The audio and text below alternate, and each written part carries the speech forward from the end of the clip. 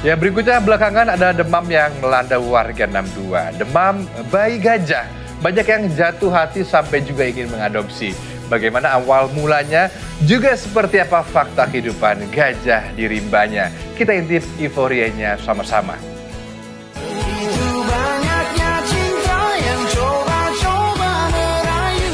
Belakangan, kelakuan bayi-bayi gajah dengan segala kerandomannya semarakan sosial media.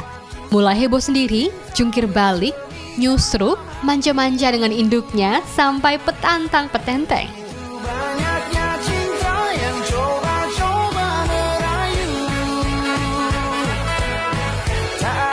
Juga keisangan bocil-bocil ini ke warga, pengunjung, ataupun kipernya. Tapi bisa dibilang bocil enggak sih mereka ini ya?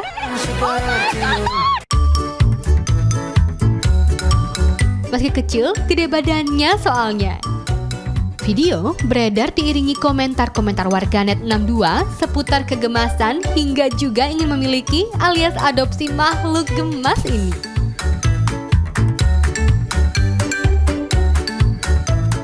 Dan bukan hanya di dunia maya, di dunia nyata pun 11-12 reaksinya.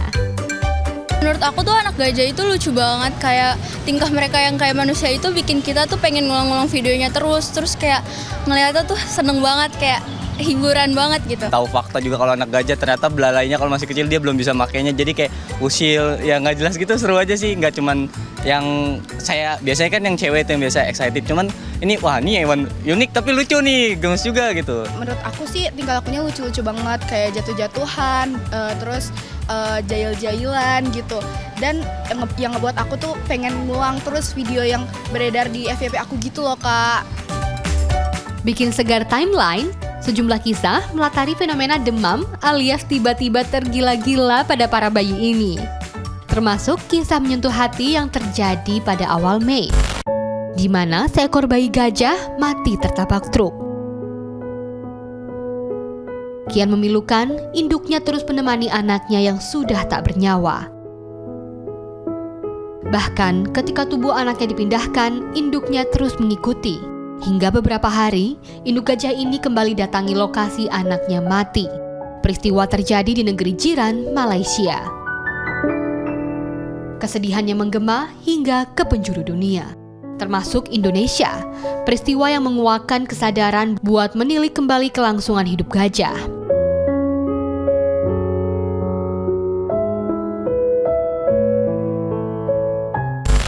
Gajah dengan segala keunikan, postur hingga kelakuannya memang memiliki sifat-sifat yang spesifik, mulai emosional, sensitif, sosial, punya ingatan kuat, juga cerdas.